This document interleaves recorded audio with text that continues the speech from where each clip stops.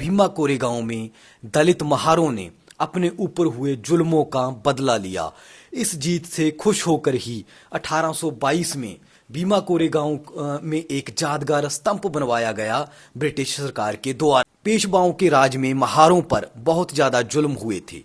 आप लोगों ने गले में हांडी और पीछे झाड़ू बांधने वाली बात जरूर सुनी होगी। जय अत्याचारी नियम जो बनाए गए थे ये भी पेशवाओं की देन थी। जय भीम दोस्तों कहा जाता है कि जो कौमें अपना इतिहास भूल जाती हैं वो कभी तरक्की नहीं कर सकती और वो कौमें बौद्धिक रूप से कंगाल हो जाती हैं। दोस्तों, हम दलित बहुजनों का अपना एक इतिहास है और बहुत बड़ी दास्तान है उन जुल्मों की जो ब्राह्मणवादी व्यवस्था ने हमारे ऊपर किए। पर जब अंग्रेजों के आने के बाद सत्ता परिवर्तन हुआ तो ब्राह्मणवाद के दैत्य को लगाम पड़नी शुरू हुई। आज हम बात करेंगे 1 जनवरी 1818 के भीमा कोरेगांव युद्ध की।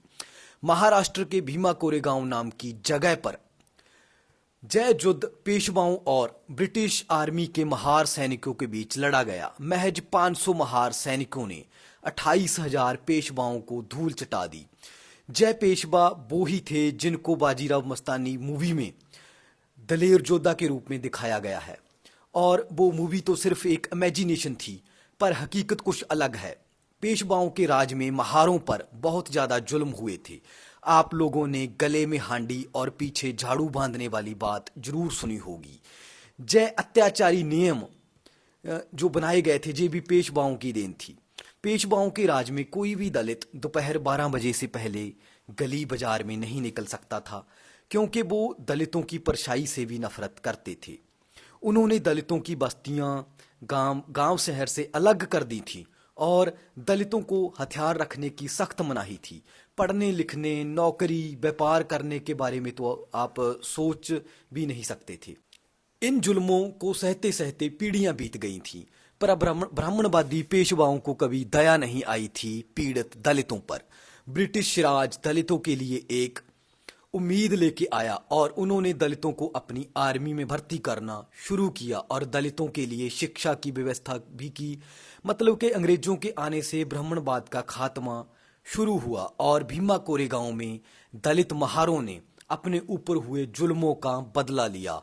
इस जीत से खुश होकर ही 1822 में भीमा कोरेगांव में एक यादगार स्तंभ बनवाया गया ब्रिटिश सरकार के द्वारा, जो आज भी बहुजन एकता और बहुजन वीरता का प्रतीक है।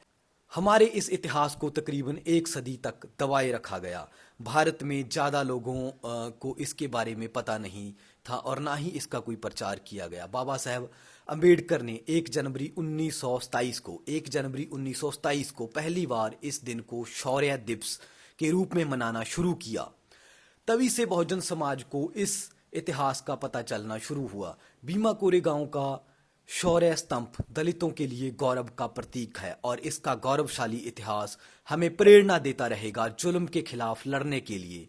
और हमारे चैनल प्रो बहुजन की तरफ से सभी बहुजन भाई बहनों को शौर्य दिवस और न्यू ईयर की बहुत बहुत शुभकामनाएं। धन्यवाद। जय भीम, जय भारत।